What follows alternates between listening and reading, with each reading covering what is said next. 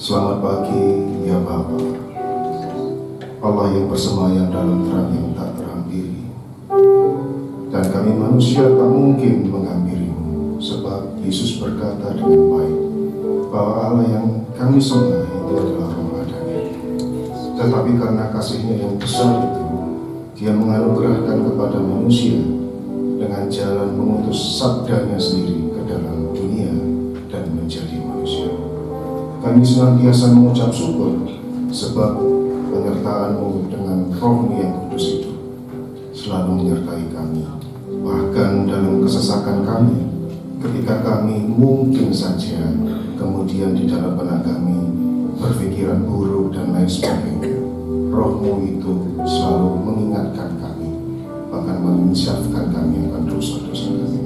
Sebentar lagi kami akan mendengarkan sabda firman-Mu, sebab dengan jalan mendengar firman-Mu, kami mengerti isi hati kami.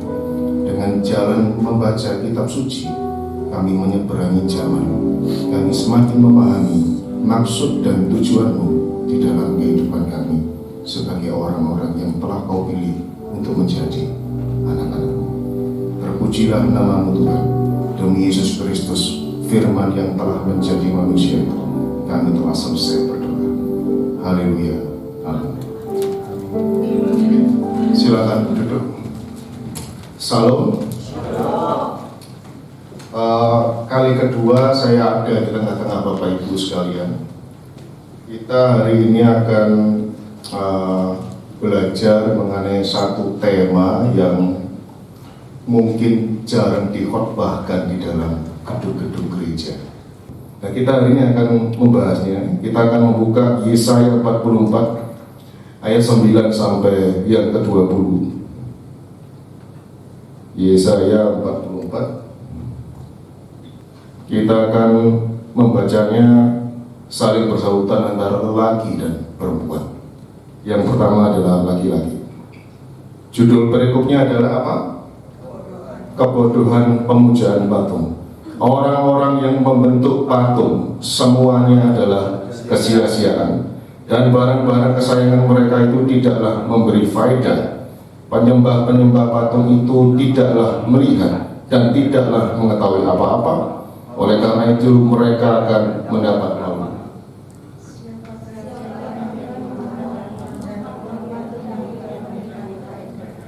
Sesungguhnya semua pengikutnya akan mendapat malu, dan tukang-tukangnya adalah manusia belaka. Biarlah mereka semua berkumpul dan bangkit berdiri, mereka akan gentar dan mendapat malu bersama-sama.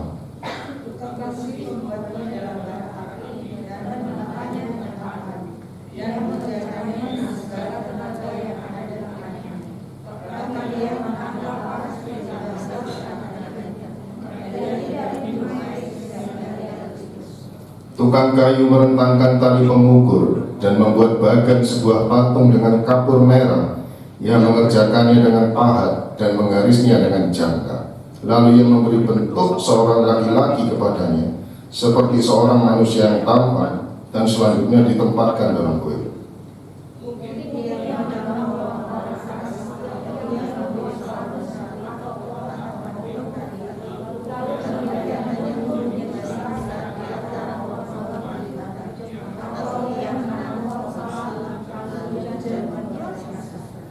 Dan kayunya menjadi kayu api bagi manusia yang memakainya untuk memanaskan diri.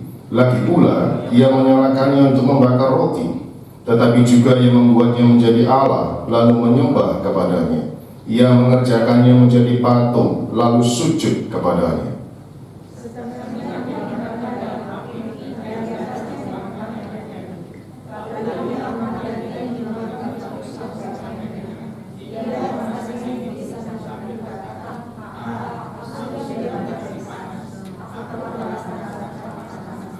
Dan sisa kayu itu dikerjakannya menjadi Allah, menjadi patung sembahannya. Ia sujud kepadanya, ia menyembah dan berdoa kepadanya. Katanya, tolonglah aku, sebab engkaulah Allahku.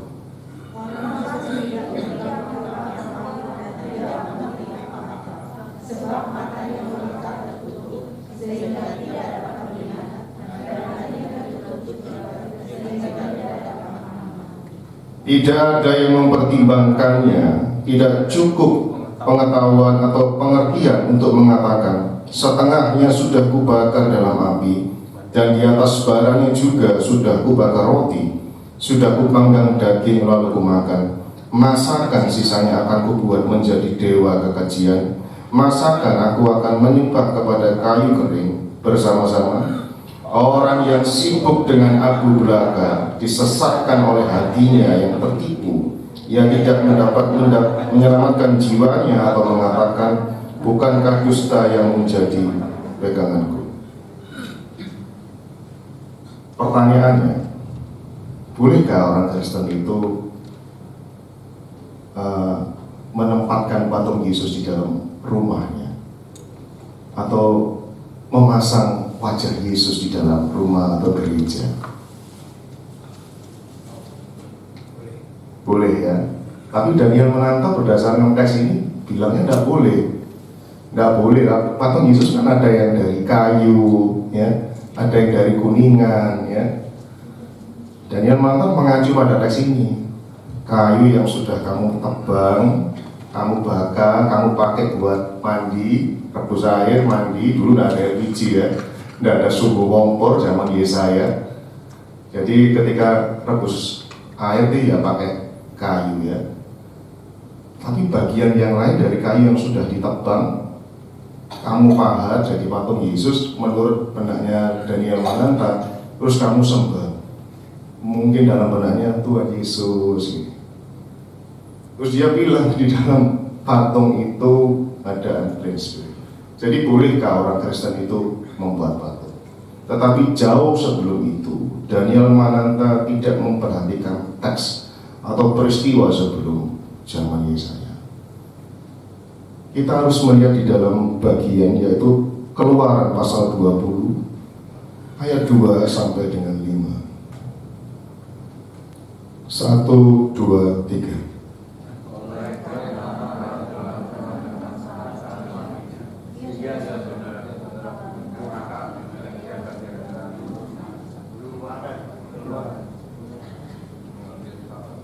Keluaran.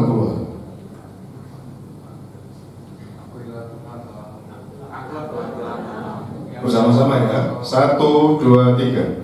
Apabila Tuhan membawa engkau keluar dari tanah Mesir, dari tempat perbudakan, jangan membuat bagimu patung yang menyerupai apapun yang ada di langit, di atas, atau yang ada di bumi di bawah, atau yang ada di dalam air yang di bawah bumi. Jangan sujud menyembah kepadanya atau beribadah kepadanya, sebab aku Tuhan Allahmu adalah Allah yang cemburu, yang membalaskan kesalahan bapa kepada anak-anaknya, kepada keturunan yang ketiga dan keempat dari orang-orang yang membenci aku. Tuhan menyebut, siapa yang berbicara ini? Dalam teks ini siapa yang berbicara? Tuhan. Jadi Tuhan berbicara, akulah Tuhan Allahmu. Anoki Adonai Elohika, akulah Tuhan Allahmu. Jadi Tuhan ngomong sama bangsa Israel, aku ini loh Tuhan Allahmu yang mengingatkan. Berarti kan bentuknya sudah terjadi, yang membawa engkau keluar dari tanah Mesir. Jadi orang Israel sudah keluar dalam konteks ini. Kenapa Tuhan ngomong akulah Tuhan Allahmu yang membawa engkau keluar? Karena apa? Karena zaman dulu sebelum Israel ini ketemu Tuhan yang hidup, Israel pernah jatuh ke dalam penyembahan berhala. Dia membuat patung apa? Lembu emas. Jadi bukan dari kayu, dari emas dibentuk menjadi lembu disembah. Tetapi Tuhan juga menegaskan, Tuhan Israel itu terbedakan dari dewa-dewa sekitarmu. Ada dewa Dagon, orang Mesir punya Isis, Osiris, Horus. dewa-dewa Baal dan lain-lain. Tuhan tidak seperti itu. Yang membawa engkau keluar dari tanah Mesir itu bukan dewa-dewa yang kamu pakai bangun, kamu bentuk, kamu sembah dalam bentuk burung, dalam bentuk apa. Sehingga di dalam teks ini Tuhan sebut, jangan kamu membuat patung yang menyerupai apapun, baik yang ada di langit, di bumi. Jangan setelah kamu bikin patung itu terus kamu sujud menyembahnya. Jangan. Sebab Tuhan ngomong pada diktum terakhir, sebab aku akan membalaskan. Aku malah cemburu. Bahasa simpelnya gini, aku akan balas loh ya kekejianmu itu kepada keturunan-keturunanmu. Oleh karena kamu menyembah bukan Allah yang hidup. Bahasa simpelnya itu kamu syirik, kamu menyembah selain saya. Jadi kita bisa paham bahwa Tuhan bilang, aku ini adalah Allah yang cemburu, seperti seorang kekasih yang diselingkuhi. Ternyata dia punya wanita idaman lain, mungkin pria idaman lain, mungkin. Betapa sakitnya manusia hatinya. Wah, kamu sudah berdusta padaku, kamu mencintai sosok yang lain selain diriku. Kenapa? Karena manusia diciptakan menurut gambar dan rupa Allah. Kalau Allah itu kasih, kita menunjukkan kasih Allah di dalam kehidupan. Demikian juga Allah itu cemburu. Siapa yang mau diselingkuhi? Tidak ada. Masa kita ngomong, ayo ya dek selingkuh, ayo mas selingkuh, tidak waras pasti. Aku happy loh kalau anda selingkuh, tidak waras pasti. Ya loh. Jadi Tuhan menuntut kesetiaan kepada Israel. Jadi waktu itu Tuhan bagaimana? Apakah Tuhan waktu itu ketika dia kemudian bercakap-cakap dengan Israel, Tuhan menunjukkan wajahnya kepada Israel ketika Tuhan berbicara kepada Musa misalnya di Gunung Sinai? Apakah mak penduduk gitu? Tuhan itu mau wujud menjadi sosok manusia gitu. Hei Mus, ya tak kasih 10 hukum ya. Terus disebutkan dalam Keluaran, Anoki Adonai Eloheka Asal Husini kami Eros Israel Ibad Afati, dan seterusnya, Elohi Eleka Elohim Akhirim Berpanai, dan seterusnya. Apakah Tuhan mau wujud terus cakruk sama Musa, tulisan ya di gunung Loh Batu? Apakah Tuhan seperti itu? Tidak. Karena itu bangsa Israel itu imannya kan perlu ditata. Oleh karena itu di dalam teks itu, coba Bapak Ibu lihat di Ulangan pasal 4 ayat 15 sampai 20. Kita baca bergantian ya. Yang pertama lagi-lagi. 1, 2, 3. Hati-hatilah sekali, sebab kamu tidak melihat sesuatu rupa pada hari Tuhan berfirman kepadamu di Horeb dari tengah-tengah api, supaya jangan kamu berlaku busuk dengan membuat bagimu patung yang menyerupai berhala apapun, yang berbentuk laki-laki atau perempuan, yang berbentuk binatang yang di bumi, atau berbentuk burung bersayap yang terbang di udara, atau berbentuk binatang yang merayap di muka bumi, atau berbentuk ikan yang ada di dalam air di bawah bumi. Dan juga supaya jangan engkau mengarahkan matamu ke langit, sehingga apabila engkau melihat matahari, bulan, dan bintang, segenap tentara langit, engkau disesatkan untuk sujud menyembah dan beribadah kepada sekaliannya itu, yang justru diberikan Tuhan Allahmu kepada segala bangsa di seluruh kolong langit sebagai bagian mereka, sedangkan Tuhan telah mengambil kamu dan membawa kamu keluar dari dapur peleburan besi dari Mesir untuk menjadi umat miliknya, seperti yang terjadi sekarang ini. Semangat inilah yang sebetulnya ada di dalam kitab Yesaya. Jadi Tuhan itu waktu menampakkan apa kepada Musa, apakah dengan wujud? Anda diingatkan kembali sama Musa, kamu tidak ingat tak Tuhan menampakkan dirimu dengan tanpa rupa? Lalu bagaimana Alkitab memahaminya? Kita akan baca Kejadian pasal pertama ayat 1 sampai 3. kita harus memperhatikan bagaimana Allah itu. Pada mulanya Allah menciptakan langit dan bumi. Jadi siapa yang menciptakan segala sesuatu? Allah. Kedua, bumi belum berbentuk dan kosong gelap gulita menutupi samudra raya dan roh Allah. Stop. Allah itu apa? Allah itu roh. Yohanes 4 ayat 14. Ngomong aja lah. Allah itu roh. Barang siapa menyembahnya harus di dalam roh dan kebenaran. Jadi Allah itu roh. Kalau Allah itu roh, apakah Allah itu manusia? Bukan. Siapa? Allah itu pencipta kita. 1 Korintus pasal 8 ayat 6. Bagi kita hanya ada satu Allah saja. Siapa Allah itu?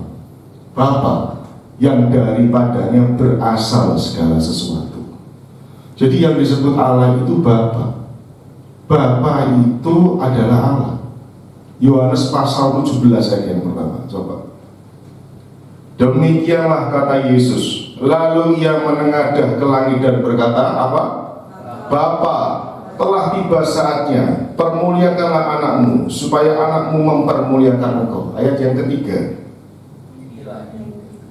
Inilah hidup yang kekal itu, bahwa mereka mengenal engkau satu-satunya Allah yang benar. Jadi Allah yang benar itu siapa? Dalam koridor ayat 1 tadi, Allah yang benar itu adalah Sang Bapa. Jadi yang disebut Allah itu adalah Bapa. Jadi Allah itu adalah Bapa. Jadi Allah Bapa itu apakah dia bertubuh? Tidak. Allah itu roh. Allah tidak bertubuh. Dia sama sekali tidak bisa dilihat. 1 Timotius pasal 6 ayat ke-16. Coba dilihat. Dialah yang satu-satunya tidak takluk kepada maut, bersemayam dalam terang yang tak terhampiri. Seorang pun tak pernah melihat dia, dan memang manusia tidak dapat melihat dia. Baginya lah hormat dan kuasa yang kekal. Amin. Jadi Allah itu bisa dilihat? Enggak. Dari Kejadian sampai Wahyu, Allah itu tidak bisa dilihat dalam wujud aslinya.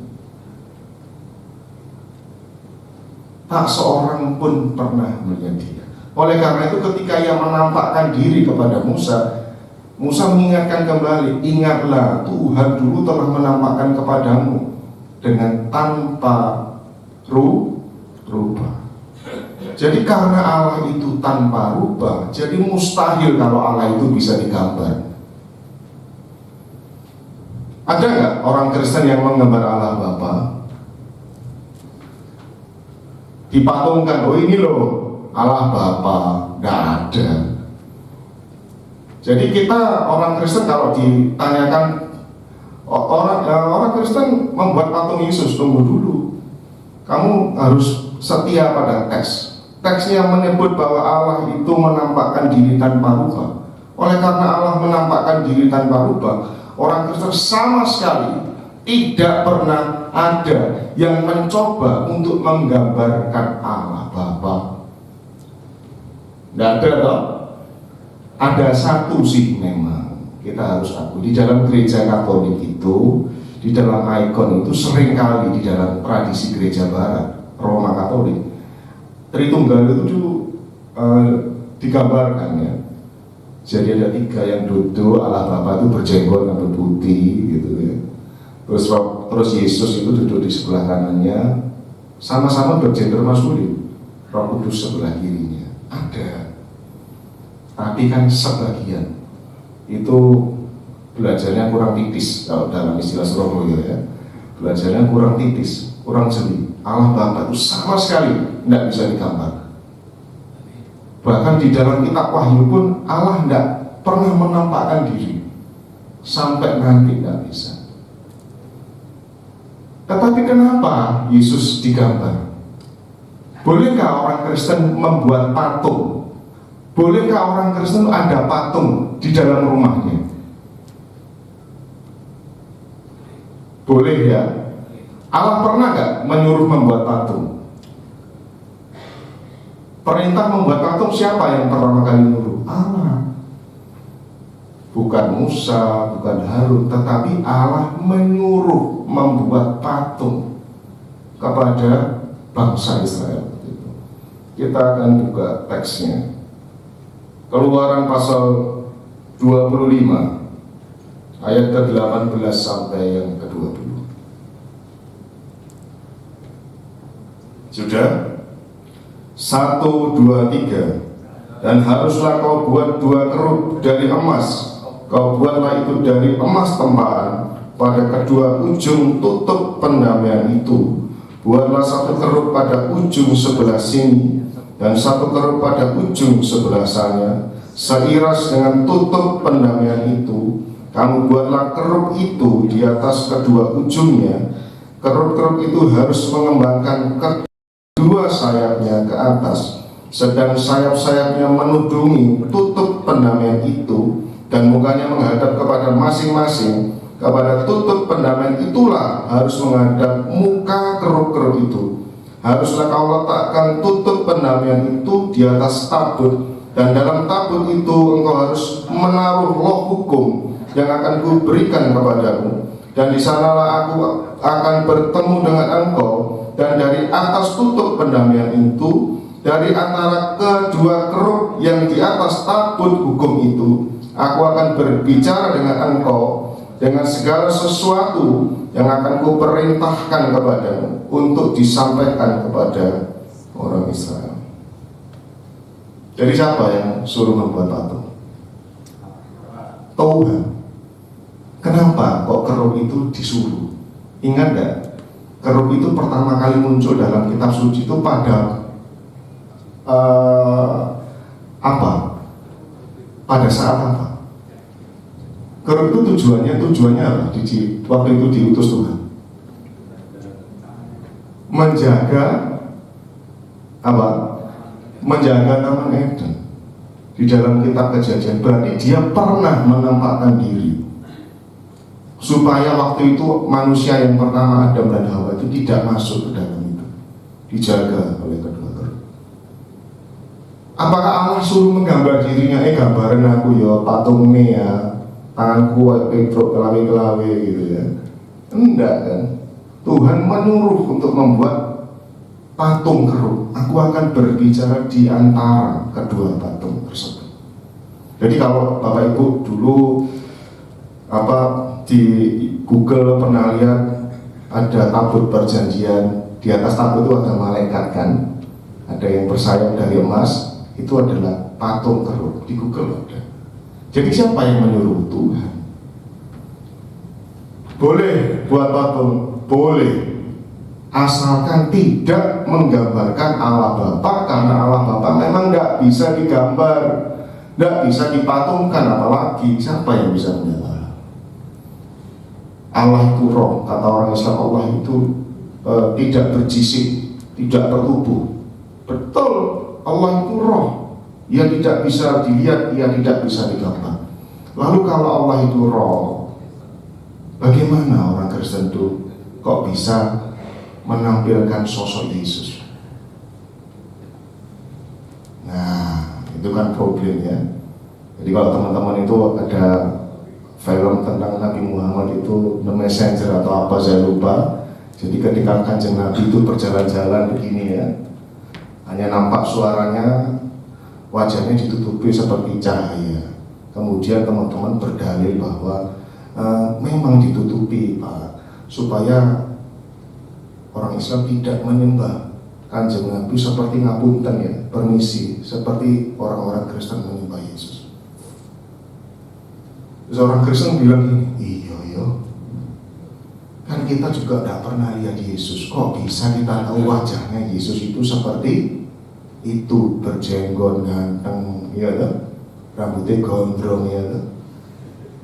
Kayak Kurt Cobain, ya kan? Kok bisa seperti itu ya? Terus ada yang gambarkan mereka-reka Yesus tuh jadi orang Afrika di Google gitu ya. Kenapa orang Kristen menggambar Yesus? Boleh nggak Yesus digambar? Jawabannya boleh. Yesus itu siapa sih? Yesus itu siapa?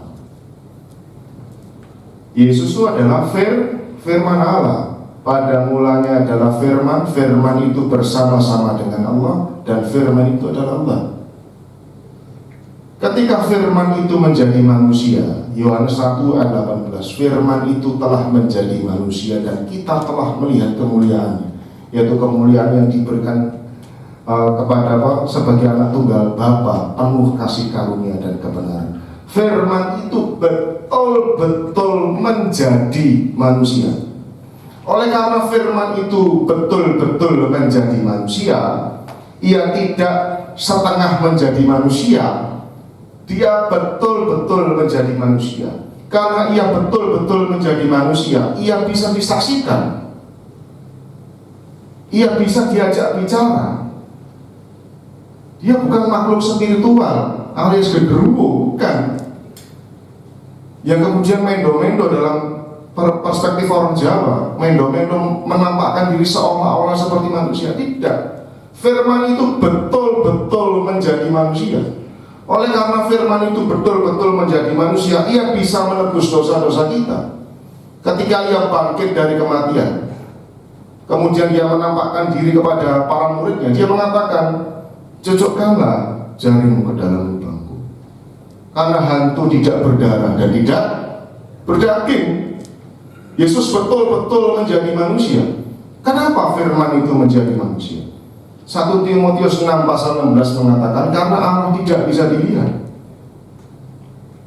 Dalam bahasa saya, karena kegelisahan Allah, karena manusia itu telah jatuh di dalam dosa, firman itu diutus ke dalam dunia, memakai tubuh kemanusiaan. Untuk apa? Untuk menebus dosa-dosa kita.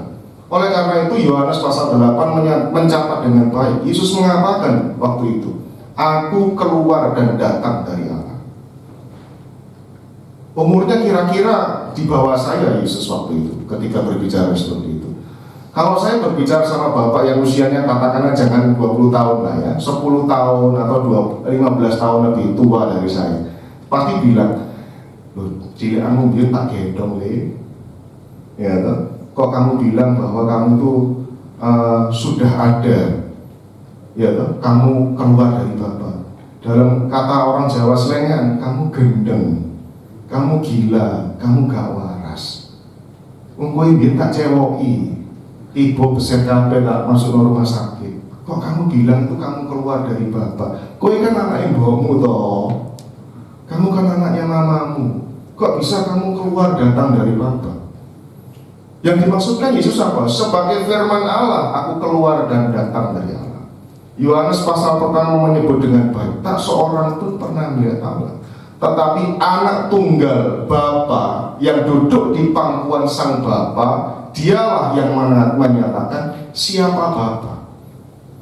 Katakanlah misalnya, saya berkhotbah di depan Bapak Ibu, ya, saya tidak memperkenalkan nama saya cuma begini, Bapak silahkan biarnya, tadi kan bilang gitu ya, terus saya depan gini, terus saya cuma gini tok. Bapak Ibu bilang apa? Loh, pendeta ini gak apa-apa kan? Saya gini tok. Loh, epilepsi kan? Loh, apa ini? Kan gitu. Perkataan yang keluar dari saya sepenuhnya adalah diri saya.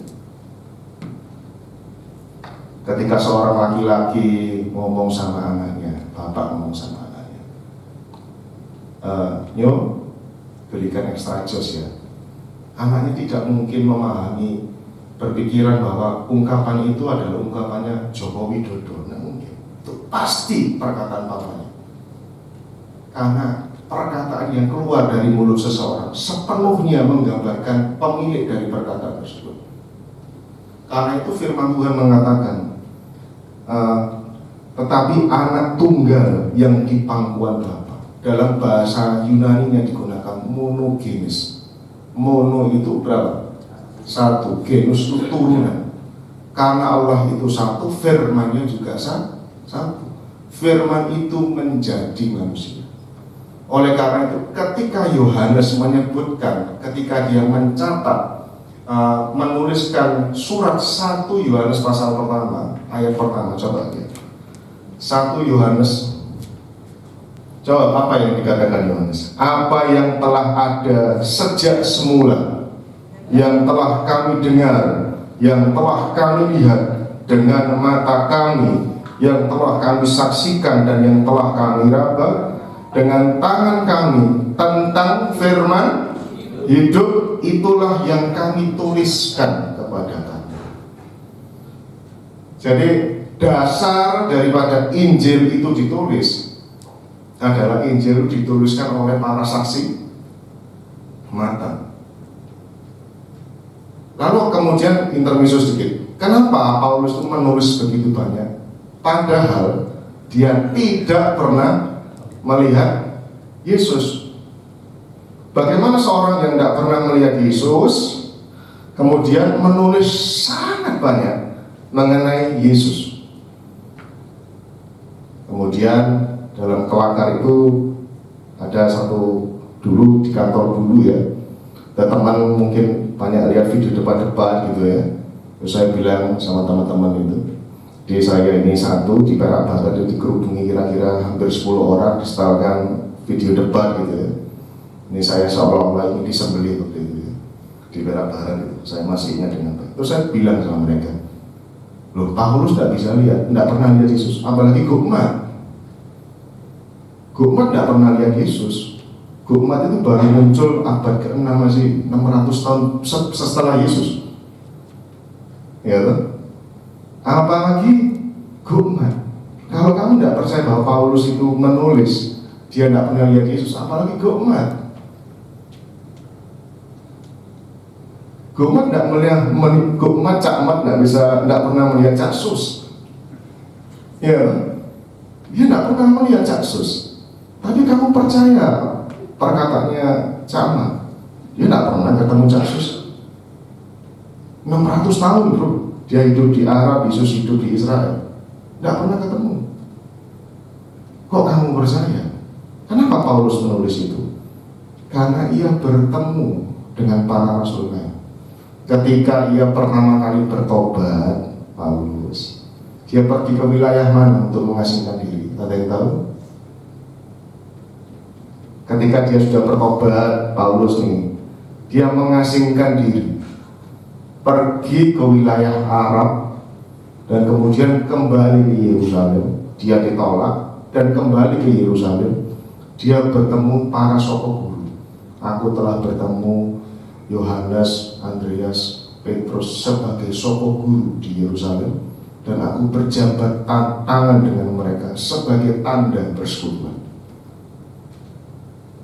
Ibarat kata saya habis bunuh-bunuh ya, Bapak Ibu ya, tak bunuh satu-satu. Terus saya bertobat, ngilang ya, 10 tahun ngilang. Terus saya datang kepada Bapak Ibu, semburan enggak? Semburan. Tapi saya datangi gembalanya, WR-nya saya datangi, ya toh, pemain musiknya saya datangi, saya jabat tangan, ayo kita duduk bareng makan ya. Akhirnya saya dapat trust, kepercayaan. Dari situ Paulus dimuridkan oleh teman-teman yang lain. Dari situ Paulus mendapatkan pelajaran-pelajaran bagaimana waktu itu pengajaran daripada Yesus Kristus, dan kemudian dia menuliskan surat. Bahkan Petrus waktu itu sampai memberi kesaksian, hati-hati kamu baca tulisan Paulus. Kalau kamu tidak jeli untuk belajar, kamu sesat. Karena tulisan Paulus itu sangat dalam sekali. Kenapa? Karena dia adalah seorang yang sangat terpelajar. Dia ditetapkan Allah untuk menjadi rasul-rasul bagi bangsa lain. Seandainya saja tidak ada Rasul Paulus, mungkin kekristenan tidak akan go public. Dalam bahasa satu go public ya. Kalau misalnya Petrus seorang Yahudi waktu itu disuruh nginjil ke salah satu orang Roma, pejabat Roma yang punya kedudukan. Ketika Petrus masuk, dalam bahasa sehari-hari ini, loh Tuhan, sajian itu babiku haram Tuhan. Petrus tidak berani masuk. Tuhan tuh lalu ngasih penglihatan sama Petrus, dikasih kayak apa penglihatan loh, ini loh boleh kamu makan. Terus Petrus ibarat kata, oh boleh ya Tuhan, ya sudah saya jalan. Paulus enggak. Paulus bisa meragikan mengenai kebenaran firman Tuhan. Dia bisa, pedomannya begini. Misalnya satu contoh misalnya, di dalam Kisah Rasul pasal 17 tidak dikisahkan dalam Alkitab, tetapi bagian lain tidak dikisahkan. Kenapa Rasul Paulus mengatakan demikian dalam Kisah Rasul pasal 17? Waktu itu ia berada di wilayah yang disebut sebagai Athena. Kemudian dia sadar di Athena, dia melihat, aku berjalan-jalan di kotamu, kata Rasul Paulus. Aku melihat sebuah meja yang biasa dipakai untuk persembahan, tidak ada patungnya. Terus orang Athena kan bilang, Allah mana yang kau beritakan kepada kami? Allah yang asing, yang tidak pernah kami dengar, engkau memberitakan kepada kami. Paulus memberitakan mengenai Yesus Kristus, bagaimana firman Allah diutus untuk menjadi manusia, untuk menjadi penebus semua manusia. Kemudian Paulus dengan latar belakang pendidikannya yang mumpuni, dia berkata demikian, Allah yang tidak pernah kamu kenal namanya, itulah yang kuberitakan kepadamu, Yesus Kristus namanya. Kenapa? Pada waktu itu, pada waktu Yunani waktu itu tertimpa masalah, dalam istilah Jawa disebut pagebluk, ya. Orang-orang Athena itu mati dan tidak diketahui penyebabnya. Kenapa orang Athena itu mati? Di sana tidak ada pendeta seperti kita waktu itu, jangan bayangkan masa ini, waktu itu. Kemudian ada seorang filsuf namanya Epimenides. Plato mencatatnya dalam bukunya yang disebut The Law. Kemudian Epimenides tampil di depan publik dan mengatakan dengan baik, mungkin, dalam analisa berpikir seorang filsuf itu, mungkin ada satu dewa yang kita tidak mengenal namanya, yang dewa ini yang tidak kita kenal ini mengatasi dewa-dewa yang kita kenal. Kita tidak kenal dia, siapa dia? Dia dewanya para dewa, rajanya para dewa, yang kita tidak tahu jabatan paling tinggi di antara para dewa. Baiklah kita mendirikan sebuah mezbah yang tidak bertuan dan kita sujud menyembah kepadanya. Ketika orang Athena itu mendirikan meja seperti ini tanpa patung dan memberikan sajian-sajian kepada altar yang tidak bertuan, seketika itu pagebluk itu runtuh. Inilah yang menjadi jalan bagi Paulus. Kemudian ia menginjil di wilayah Athena. Dia mengatakan, Allah yang tidak kau kenal namanya, yang kau sembah tanpa mengenalnya di dalam altar yang tidak bertuan itu, itulah yang kuberitakan kepadamu. Jadi Yesus Kristus itu dipahami sebagai firman Allah, Allah yang tidak mungkin kau jumpai, hari ini telah menyatakan dirinya dengan jalan mengutus firman. Oleh karena firman itu menjadi manusia, ia betul-betul bisa digambar, ia betul-betul bisa diindrakan. Karena pada waktu itu, kenapa Injil Yohanes menulis narasi paling awal, tidak seperti Injil-Injil yang lain. Makanya di dalam studi ada yang disebut sebagai kristologi bawah dan kristologi atas. Kristologi bawah, Injil Matius, Lukas, Markus mengisahkan mengenai segala perbuatan Yesus di dunia ini. Tetapi Yohanes menulis dengan cara yang berbeda. Dia mengatakan firman pada mulanya adalah firman. Dia menyebut siapakah jadi diri Yesus yang sebenarnya. Dia adalah firman Allah. Tidak seorang pun pernah melihat Allah. Firman itu betul-betul menjadi manusia. Karena pada waktu itu ada bidat yang namanya Serintus. Dia mengatakan bahwa firman itu tidak mungkin menjadi manusia, karena logos tidak mungkin menyentuh dunia materi yang selalu berubah. Sedangkan theos itu berada di dunia ideal, dunia yang tidak mungkin berubah. Di dalam surat-surat Yohanes yang lain, Yohanes mengatakan, barang siapa menyangkal bahwa Mesias itu datang sebagai manusia, ia adalah anti Kristus. Jadi bentuk pengakuan iman orang Kristen purba waktu itu, bahwa firman betul-betul menjadi manusia, maka ia bisa bukan hanya ditulis berdasarkan pengetahuan saksi mata, ditulis menjadi kitab Injil yang kita baca, tetapi tidak. bentuk pengakuan seni bahwa firman menjadi manusia, ia bisa digambar, ia bisa dipatungkan. Itu bentuk pengakuan iman. Seperti halnya teman-teman muslim, kalau kita bercakap sehari-hari misalnya, firman Allah itu di dalam Islam disebut sebagai apa? Al-Quranul Karim. Firman Allah itu diterima siapa di dalam Islam? Diterima kanjeng Nabi Muhammad. Muhammad itu bisa baca mana dalam perspektif Islam? Enggak, buta huruf. Kenapa? Agar tidak ada tuduhan bahwa Quran dibuat oleh teman-teman muslim, dibuat oleh Muhammad. Maka ia adalah Nabi yang buta huruf. Di dalam iman Kristen, firman itu telah menjadi manusia. Ia sepenuhnya dikandung oleh Maria tanpa benih seorang laki-laki. Kalau di dalam iman Kristen, bentuk pengakuan imannya dalam konteks seni adalah firman itu bisa diindrakan, bisa dipatungkan, bisa digambar.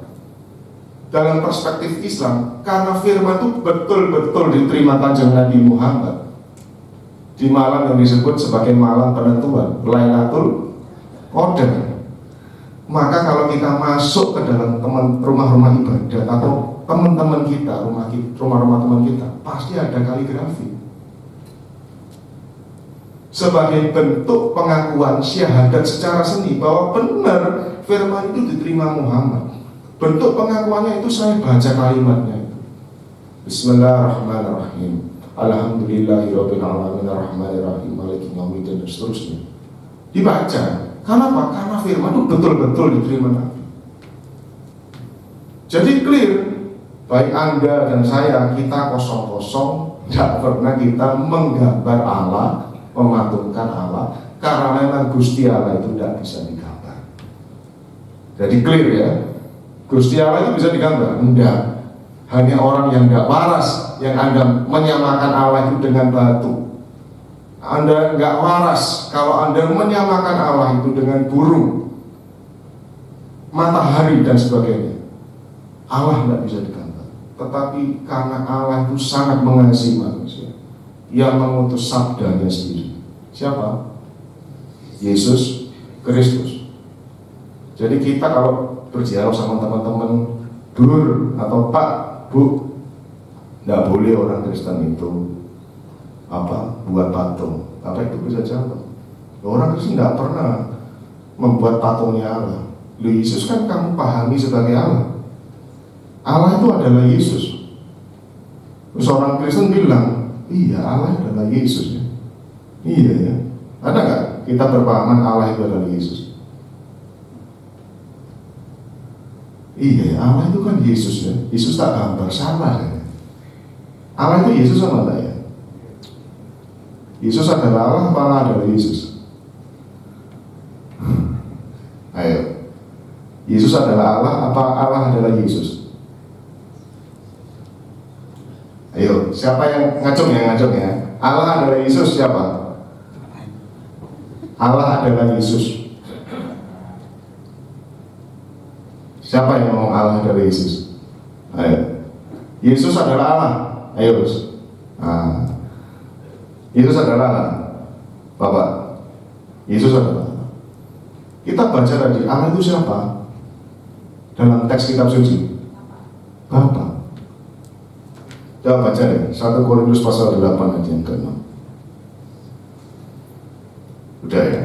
Namun bagi kita hanya ada siapa? Satu Allah saja. Siapa Allahnya? Bapa, yang daripadanya berasal segala sesuatu dan untuk Dia kita hidup, dan satu Tuhan saja. Siapa? Yesus. Stop. Jadi Allah itu siapa? Allah itu siapa? Allah Bapa. Yesus itu siapa? Tuhan. Berarti Allah Bapa bukan Tuhan.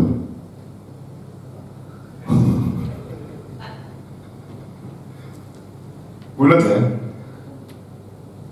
Allah itu siapa? Bapa. Yesus itu siapa? Tuhan. Berarti Allah Bapa bukan Tuhan ya? Dalam teks ini kelihatannya Allah bukan Tuhan ya? Bukan ya? Yang Tuhan siapa? Yesus. Kalau Yesus Tuhan dan Allah bukan Yesus, kalau pertanyaan saya masih pakai. Kalau Allah itu adalah Bapa dan Yesus adalah Tuhan, tetapi Allah bukan Yesus, tetapi Yesus adalah Tuhan, apakah ketuhanan Yesus menyebabkan adanya dua Allah? Ya, saya ulangi ya. Ketika kita menyebut Yesus sebagai Tuhan, apakah dia Tuhan selain Allah? Apakah ada dua Allah, yaitu Tuhan selain Allah? Angel ya? Angel ya? Yohanes 10 ayat 30 menyebut dengan baik, aku dan Bapa adalah satu. Ketika perkataan saya sepenuhnya saya ucapkan keluar dari bibir saya, perkataannya saya ketika keluar sepenuhnya bersama-sama dengan saya. Makanya ketika Yesus ngomong sama murid-muridnya Yohanes 14, Guru, tunjukkanlah Bapa itu kepada kami. Jawab Yesus dengan baik, hari ini kamu telah melihat dia. Kalau saya ngomong seperti itu kepada Bapak, Pak Barda, tunjukkanlah Allah itu kepada kami. Terus saya ngomong kepada Bapak Ibu, Pak Bu, hari ini Anda telah melihat dia. Bapak pasti sama saya. Ya, Yesus ngomong, hari ini kamu telah melihat dia. Kenapa? Karena Allah menyatakan diri melalui firman-Nya. Apakah Yesus ketika mati ia dibangkitkan atau bangkit sendiri?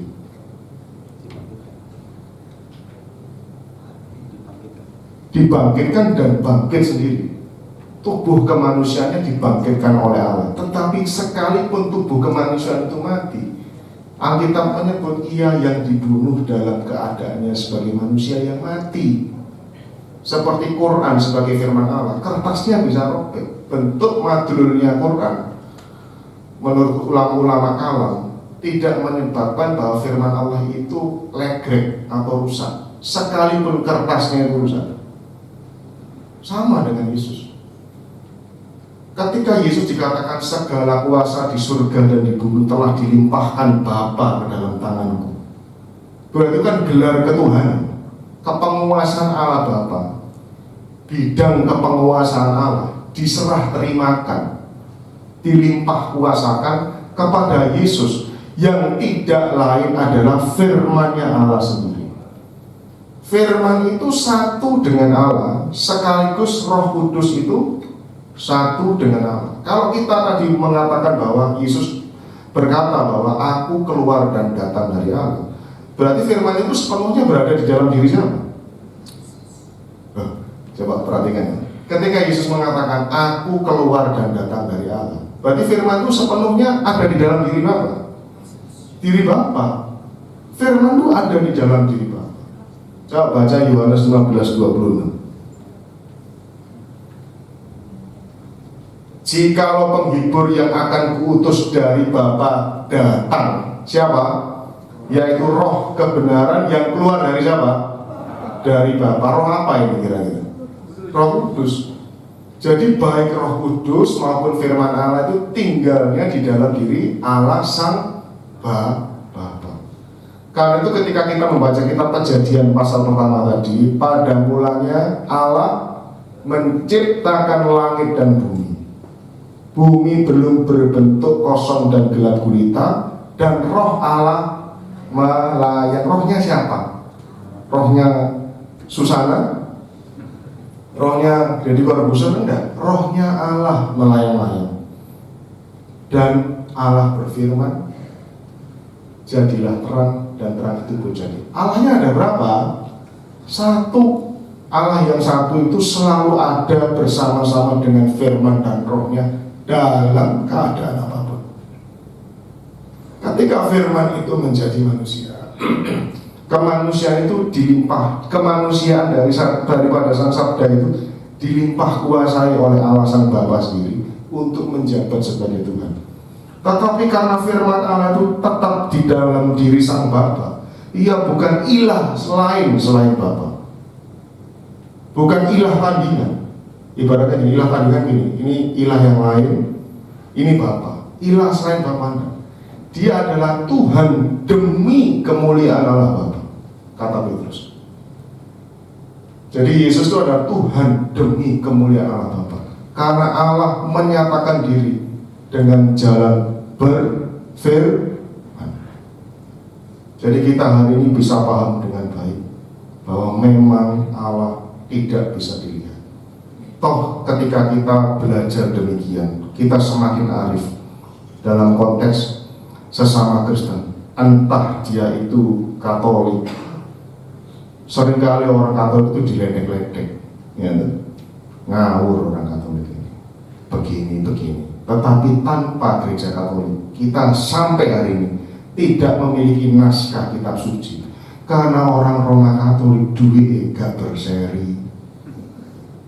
Kalau tidak ada mereka, naskah-naskah kitab itu tidak pernah ada dan tidak ada yang teliti. Karena gereja-gereja pasca Luther terlalu banyak perpecahan.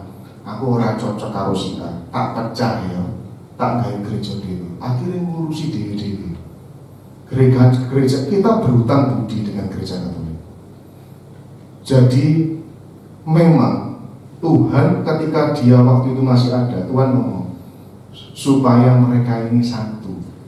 Yohanes pasal 17, seperti kita adalah satu.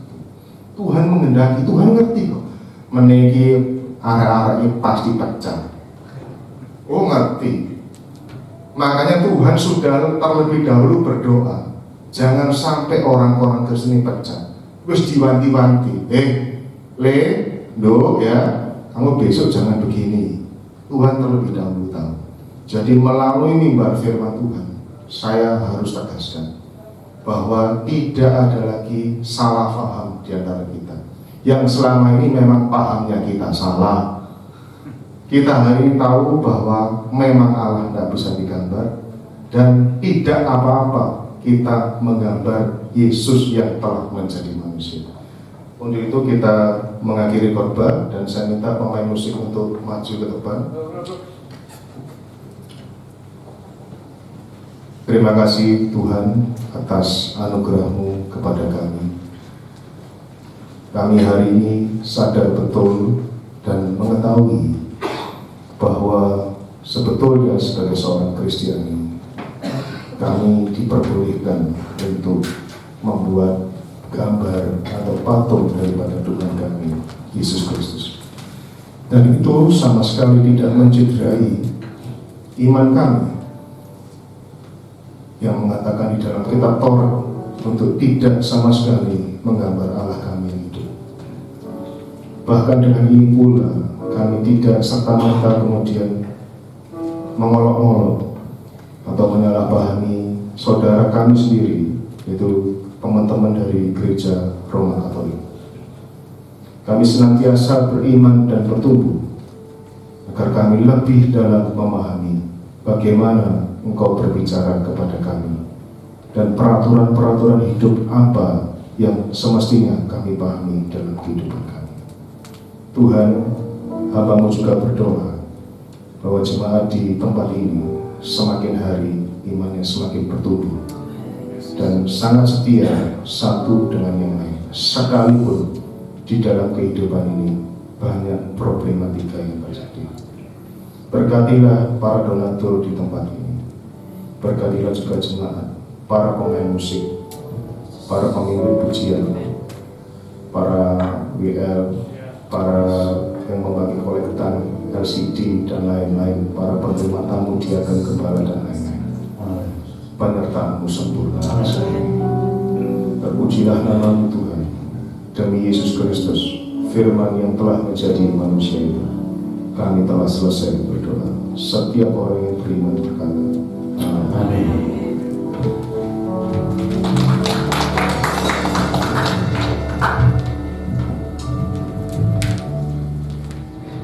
Kembali kami datang menyembah hadapan-Mu ya Bapa yang Maha Baik.